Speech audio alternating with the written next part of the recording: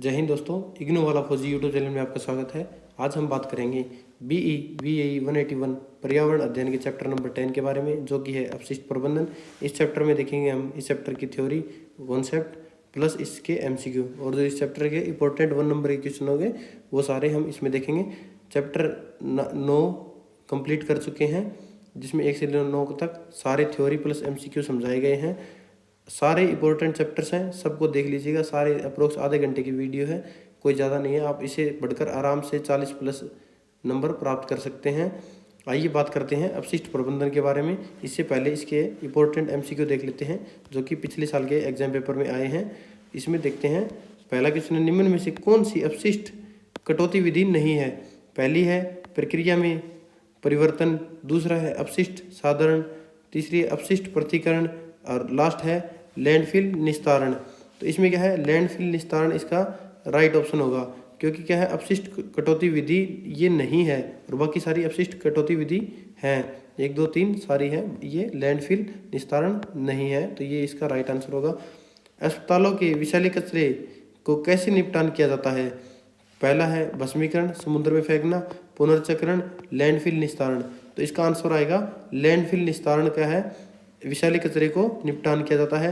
अनुकूल पाचन, कंपोस्टिंग, स्थूलन किस प्रक्रिया के अंतर्गत आते हैं? तो इसका आंसर आएगा आपक प्रसंस्करण। अगला है फल सब्जी के छिलके किस प्रकार में आते हैं? कार्बनिक अपशिष्ट में आते हैं। औद्योगिक अपशिष्टों के निस्तारण के लिए भारत में कौन सी विधि अपनाई जाती है? जलाना, नदी में फेंकना, नगर के कचरे के साथ। तो इसमें सभी सारी विधि अपनाई जाती हैं। तो ये पिछले ईयर के कुछ इंपॉर्टेंट क्वेश्चन थे। ये बहुत ही छोटा चैप्टर है, 15 से 20 मिनट में हम इसको कवर कर लेंगे। तो इसमें है कचरे का निपटान कैसे किया जाता है। सबसे बड़ा टॉपिक ये है अपशिष्ट प्रबंधन। तो इसमें देखेंगे ठोस अपशिष्ट प्रबंधन किसे कहते हैं, इसका कैसे किया जाता है। तो ठोस अपशिष्ट वो कार्बनिक अकार्बनिक ठोस कचरा है जो घरेलू, वाणिज्यिक, औद्योगिक व संस्थाओं की क्रिया द्वारा उत्पन्न होता है। यह कचरा उपभोक्ता के लिए व्यर्थ है। ठोस अपशिष्ट शहरों की मुख्य समस्या बनते जा रहे हैं। ठोस अपशिष्ट में ग्लास, क्रोकरी, प्लास्टिक, पॉलीथीन, डिब्बे इत्यादि आते हैं, जिसे हम कचरे के रूप में फेंक देते हैं। ठोस अपशिष्ट के प्रकार क्या हैं वो हम देखेंगे। अपशिष्ट को निम्नलिखित वर्गों में बांटा गया है। पहला है घरेलू और नगर पालिका का ठोस कचरा। इसमें क्या करेंगे, घरेलू कचरा निर्माण के दौरान जो उत्पन्न मलबा हुआ है, गलियों में फेंका गया ठोस कचरा शामिल है। इसको 3 वर्गों में बांटा गया है, कार्बनिक कचरा, जहरीला कचरा और पुनर्चक्रण योग्य। जो रसोई का कचरा होता है, फूल हो गया, फल हो गया, सब्जियां, खाद्य पदार्थ इत्यादि, ये कार्बनिक कचरा है। पुरानी दवाइयाँ, रंग, रसायन, बल्ब, जो ट्यूब है, स्प्रे क्रेन है, बैटरी इत्यादि हैं, ये जहरीले कचरे में आता है। और कागज, कपड़ा, धातु, खिलौने, ग्लास, प्लास्टिक इत्यादि क्या है, पुनर्चक्रण योग्य है। और इसमें क्या आएगा, दूसरा कौन सा है, औद्योगिक कचरा है, जो उद्योगों से निकलता है। इसके बारे में पहले जिक्र कर चुके हैं। इसके विनाशकारी, सबसे ज़्यादा विनाशकारी है ये, क्योंकि इसमें विषैले पदार्थ होते हैं और ये कोयले की राख, चमड़ा, अभ्रक, अमल, रसायन इत्यादि से शामिल होते हैं। इसमें रेडियोधर्मी पदार्थ भी औद्योगिक कचरे के अंदर ही शामिल होते हैं। कंप्यूटर, फ्लॉपी इत्यादि भी आज के युग में ठोस कचरे के रूप में मुख्य भाग बनते जा रहे हैं। अस्पताल का कचरा, यह ठोस कचरे का एक प्रमुख वर्ग है। यह उपचार, निदान, प्रतिरोधक क्रिया द्वारा उत्पन्न होता है। इसकी निम्नलिखित श्रेणियां हैं। पट्टियाँ खून व शारीरिक द्रव्यों से दूषित होती हैं। प्रयोगशाला में प्रयुक्त शीशे का सामान, सुइयाँ, अन्य अपशिष्ट, विभिन्न प्रकार के उपकरण, उनके द्वारा उत्पन्न कचरा कैसे कि एंडोस्कोप, एक्सरे फिल्म, नलिकाएं, थैले इत्यादि, ये क्या करते हैं, बहुत ही खतरनाक कचरा है। शरीर में शल्य चिकित्सा के दौरान उत्पन्न कचरा, जिसमें शरीर के अंग, संक्रमित हिस्से इत्यादि शामिल होते हैं। निदान व उपचार में प्रयुक्त रेडियोधर्मी पदार्थ, विषैली दवाइयाँ और रसायन, इसमें क्या आते हैं, अस्पताल के कचरे में आते हैं। कृषि अपशिष्ट, यह कचरा क्या है, खासकर ग्रामीण क्षेत्रों में बहुत महत्वपूर्ण है। इसमें जानवरों का मल, फसलों का अपशिष्ट, सब्जियों का अपशिष्ट, अखाद्य तेल, बीज, तंबाकू का अपशिष्ट, धान, गन्ने, छिलके इत्यादि शामिल हैं। परंतु क्या है, इसमें मैक्सिमम किसान इसको आपस में चेन में करके यूज़ कर लेते हैं, क्योंकि जो जानवरों का मलमूत्र है वो खाद के रूप में इस्तेमाल कर लेते हैं। जो सब्जी वगैरह है उनको इकट्ठा कर लेते हैं, वो कंपोज हो जाते हैं। कंपोज होने के बाद उसकी खाद बन जाती है, वो खाद का प्रयोग कर लेते हैं, परंतु इससे बहुत ही माइनर फर्क पड़ता है। अगला है प्लास्टिक। आधुनिक युग का वरदान प्लास्टिक धीरे धीरे अभिशाप का रूप लेता जा रहा है। यह जैव अपघटनीय पदार्थ है। यह प्राय हर क्षेत्र की गतिविधियों में प्रयुक्त होता है, उदाहरण के लिए निर्माण, कृषि, उपभोक्ता सामग्री, दूरसंचार इत्यादि में। अगला है खनन।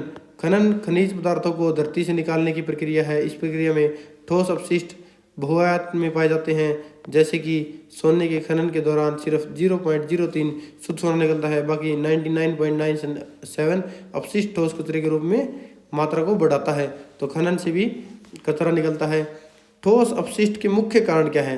पहला है जनसंख्या विस्फोट। ज़्यादा जनसंख्या होगी, ज़्यादा क्या है, अस्पताल का कचरा निकलेगा, ज़्यादा ठोस कचरा निकलेगा, ज़्यादा मेटल की डिमांड होगी, ज़्यादा मेटल निकलेगी, उस कारण क्या है, ज़्यादा कचरा होगा। अगला है शहरीकरण और प्रौद्योगिकी।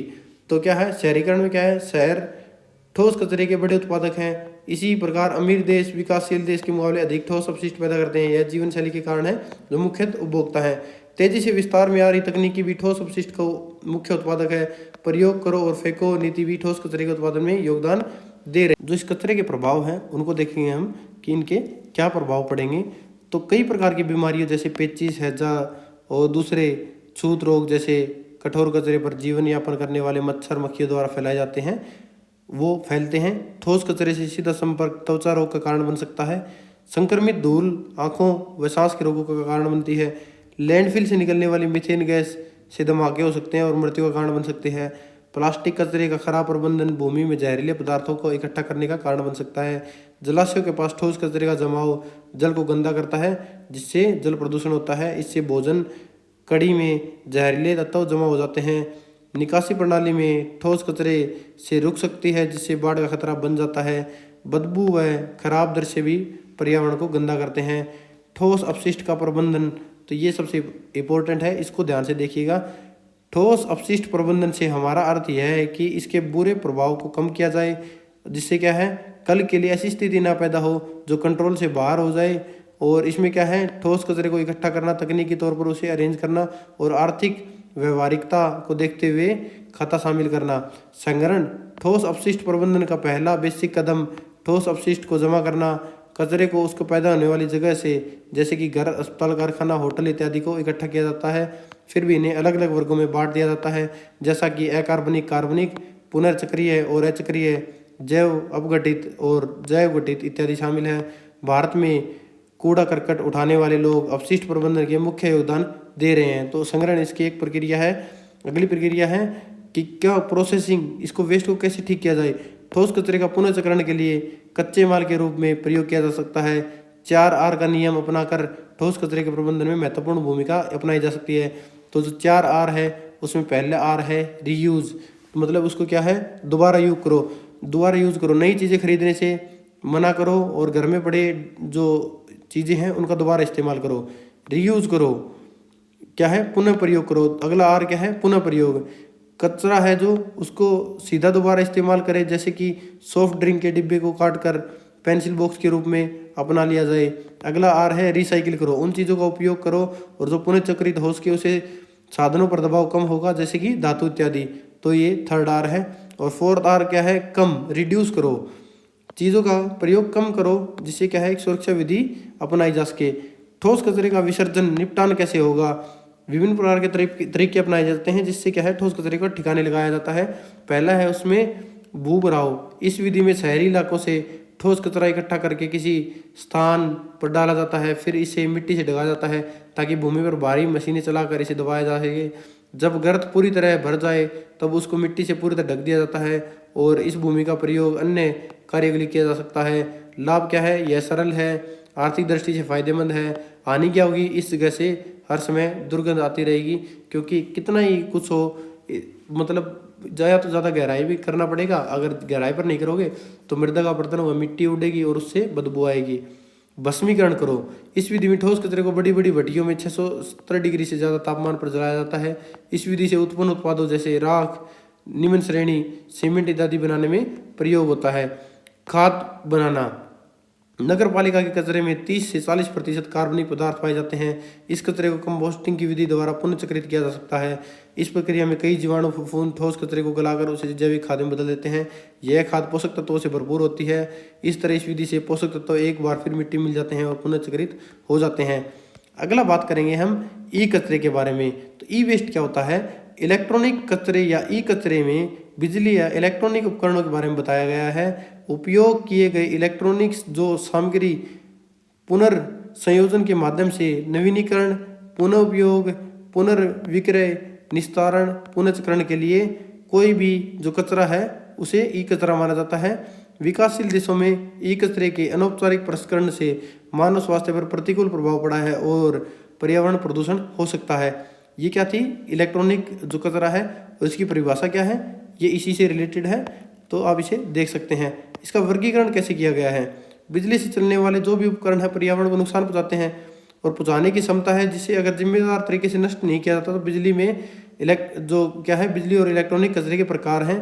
पहला है बड़े घरेलू उपकरण, रेफ्रिजरेटर, फ्रीजर, वॉशिंग मशीन, कपड़े सुखाने की मशीन और एयर कंडीशनर हो गया। ये क्या है, घरेलू उपकरण हैं जो क्या करते हैं, इस ई कचरे का कारण बनते हैं। फिर आगे छोटे घरेलू उपकरण, vacuum cleaner, toaster, grinder, coffee machine इत्यादि। अगला है सूचना प्रौद्योगिकी, आईटी जो इक्विपमेंट है उसके बारे में, दूरसंचार उपकरण, main frame, mini computer, personal computer, laptop, notebook, printer, telephone और सेलफोन इत्यादि। उपभोक्ता उपकरण कौन से होते हैं, radio, TV, video camera, video recorder, stereo recorder, audio amplifier और संगीत वाद्य यंत्र उपभोक्ता उपकरण के अंदर आते हैं।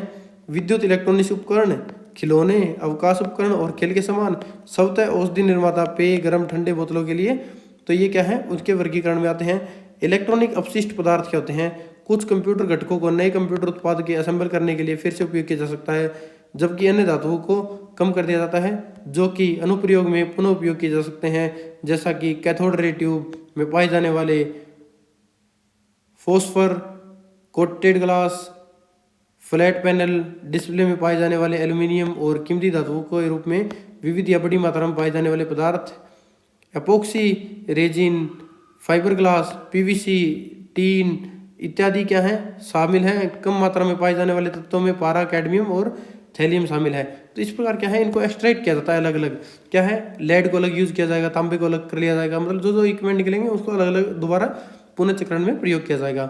इलेक्ट्रॉनिक कचरा, इसके प्रभाव क्या पड़ते हैं, जो पुनर्चक्रण स्थलों के पास पास रहने वाले लोग हैं उन पर प्रभाव पड़ता है। इसमें क्या है, ई अपशिष्ट, रिसाइकलिंग साइटों के आसपास रहने वाले जो निवासी है ना, वो भले ही क्या है, ई कचरा है ना उसकी रिसाइकलिंग गतिविधि में शामिल ना हो, पर उनके क्या है, भोजन में, पानी में पर्यावरणीय जोखिम का सामना करते हैं, क्योंकि वे ई कचरे को दूषित हवा, पानी, मिट्टी, धूल, खाद्य स्रोतों में आसानी से संपर्क में आ जाते हैं। यह स्वास्थ्य जोखिम पैदा करता है और मानसिक स्वास्थ्य बिगड़ा हुआ, संज्ञानात्मक कार्य, सामान्य शारीरिक स्वास्थ्य को नुकसान पहुंचाता है।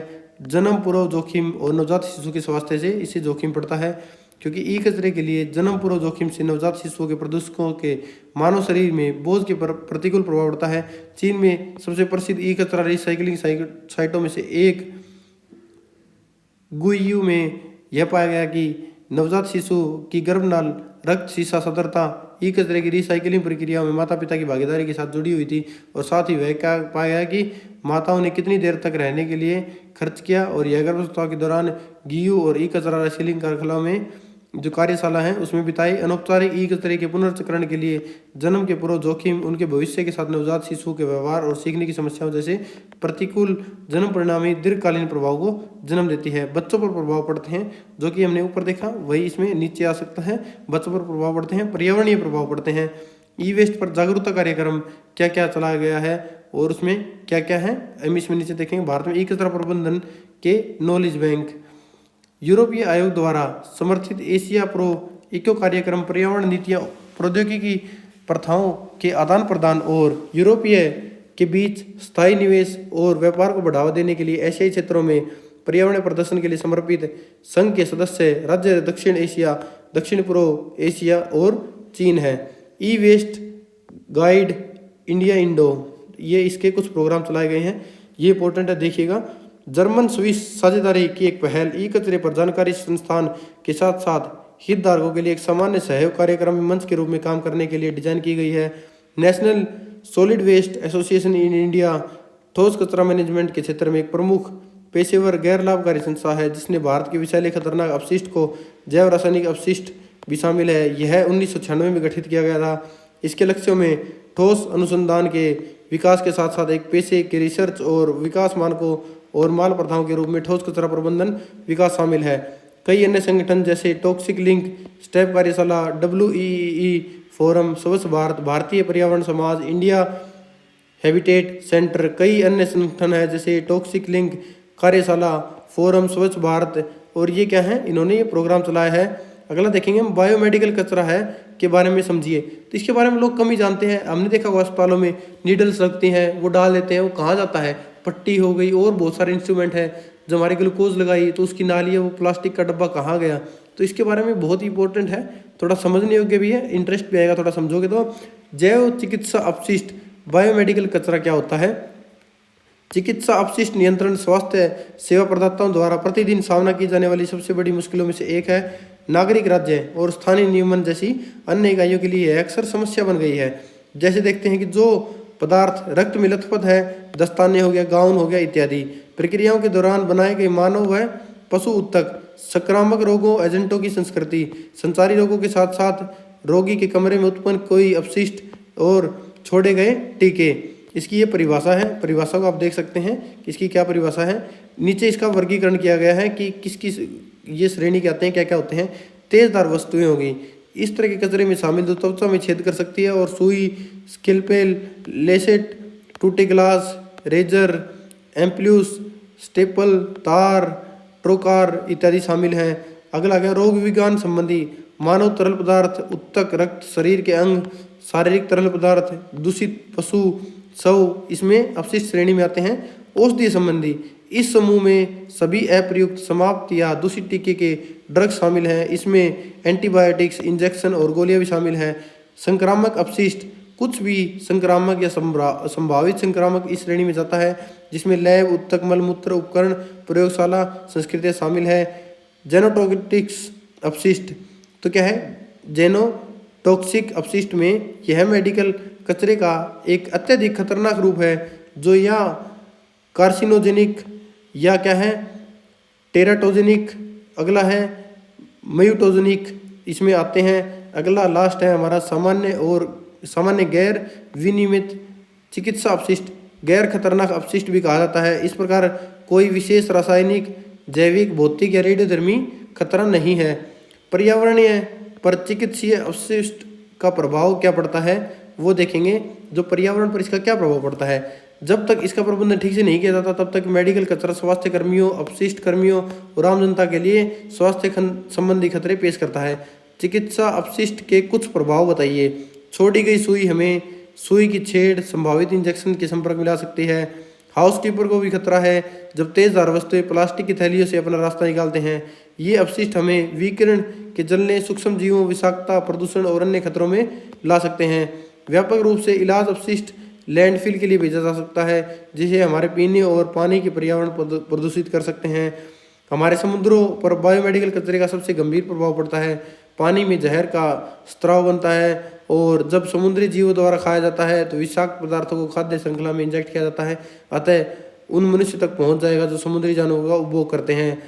जैव चिकित्सा विज्ञान पर जागरूकता कार्यक्रम चलाना, तो ये बहुत इंपॉर्टेंट है, ये देख लीजिएगा, इसमें की डेट और डाटा है। जैव चिकित्सा अपशिष्ट नियम 1998 और जैव चिकित्सा अपशिष्ट प्रबंधन नियमन के लिए संशोधन पारित किया गया। 28 मार्च 2016 को केंद्र सरकार द्वारा बायोमेडिकल वेस्ट मैनेजमेंट रूल्स 2016 को अधिसूचित किया गया। प्रत्येक राज्य का प्रदूषण नियंत्रण बोर्ड समिति नए कानून को लागू करने के लिए जिम्मेदार होगा। तो इसमें क्या है, 1998 में जैव चिकित्सा अपशिष्ट नियम है और क्या है, जैव चिकित्सा अपशिष्ट प्रबंधन के नियमन के लिए संशोधित पारित किया गया। कब, 1998 में। अगला है 2016 में 28 मार्च को केंद्र सरकार ने क्या किया, बायोमेडिकल वेस्ट मैनेजमेंट रूल लागू कर दिया, जो कि 2016 को अधिसूचित किया गया था। अगला है गुणवत्ता में सुधार करने के लिए प्रतिस्पर्धा के कारण ISO, NABH, JCI जैसी एजेंसियों से मान्यता प्राप्त करने के लिए और नई निजी संगठनों ने उचित बायोमेडिकल कचरा निपटान शुरू किया, लेकिन अभी भी अंतर बहुत है। बायोमेडिकल कचरे के पृथक्करण के लिए नवीनतम दिशा निर्देश दिए गए हैं और रंग की सलाह देते हैं। तो इसे उन्होंने क्या है, कलर कोडिंग दी है, उसके किस हिसाब से बैग होने चाहिए, किस प्रकार का उसमें वेस्ट होना चाहिए और किस प्रकार का उसमें ट्रीटमेंट किया जाना चाहिए। तो ये कुछ प्रकार के बैग हैं, आप पढ़ लीजिएगा। येलो बैग में किस प्रकार के होना चाहिए, किसका कंटेनर कौन सा यूज़ होना चाहिए, रेड में कौन सा होना चाहिए, किस प्रकार का ये वेस्ट होना चाहिए और किस प्रकार का इस वेस्ट का ट्रीटमेंट किया जाएगा। तो ये सारे बैग हैं, ये येलो बैग है, रेड बैग है, व्हाइट बैग है और ब्लू बैग है। तो इसको आप वीडियो को पॉज करके आप आराम से पढ़ सकते हैं। अगला है नॉन बायोमेडिकल वेस्ट के लिए ब्लैक बैग का इस्तेमाल किया जाना है। एक अस्पताल की स्थापना में इसमें स्टेशनरी, सब्जी, फलों के छिलके, बचे हुए पैकेजिंग शामिल है, जिसमें क्या है दवा, निपटान, टोपी, मास्क, जूता, कवर, रसोई अपशिष्ट आदि शामिल है। इसका निष्कर्ष क्या निकलता है? चिकित्सा अपशिष्ट को चिकित्सीय अनुसंधान, उपचार, ओटी, अन्य स्वास्थ्य संबंधी गतिविधियों ने क्या है अपशिष्ट प्रदूषित के रूप में वर्गीकृत किया है। यह चिकित्सक के कार्यालयों, दंत चिकित्सकों, पशु चिकित्सालयों, अनुसंधान प्रयोगशालाओं में आ सकता है। ऊपर दिया गया विवरण भारत में जैव चिकित्सा अपशिष्ट के लिए जैव चिकित्सा अपशिष्ट और प्रबंधन कार्यक्रम की परिभाषा, प्रकार, खतरों के बारे में बताता है। इसमें जो छोटे इंपॉर्टेंट क्वेश्चन निकले उसके बारे में बात करते हैं। सब्जियों के छिलके, फल इत्यादि कचरा किस श्रेणी में आता है? कार्बनिक अपशिष्ट में। कौन से अपशिष्ट को निस्तारण से पहले उपचारित करना चाहिए? आवेशी कचरे को। विषाक्त अपशिष्ट के रूप में कौन सा कचरा आता है? पुरानी दवाइयाँ, पेंट और बल्लभ इत्यादि। पुनर्चक्रणीय अपशिष्ट में कौन सा कचरा आता है? कागज, धातु इत्यादि। पुनरुपयोग किसे कहते हैं? जब कचरे को उसी रूप में बिना साफ किए दोबारा प्रयोग किया जा सकता है। पृथक्करण किसे बोलते हैं? अलग करना। संकटदायी अपशिष्ट को गैर संकटदायी अपशिष्ट से अलग करने के ढंग को पृथक्करण बोलते हैं। तो ये इस प्रकार के 6 इंपॉर्टेंट क्वेश्चन ये हो गए। और ये सारे इस चैप्टर से निकले हुए हैं जो थ्योरी में डिटो करवाए गए हैं। आप जाकर थ्योरी को आराम से देख सकते हैं और इसे आसानी से कर सकते हैं। अगर आपने अभी तक चैनल को सब्सक्राइब नहीं किया है तो चैनल को सब्सक्राइब कर लें। अगर आपको इग्नो से रिलेटेड कोई भी असाइनमेंट चाहिए तो आप दिए गए नंबर पर व्हाट्सअप मैसेज करके असाइनमेंट प्राप्त कर सकते हैं। आपको पीडीएफ की क्वालिटी बहुत ही अच्छी मिलने वाली है, जिसे देखकर आप अपना असाइनमेंट बना सकते हैं डिट्टो आंसर लिख के। मिलते हैं अगली वीडियो में क्लास नंबर 11 के साथ। तब तक के लिए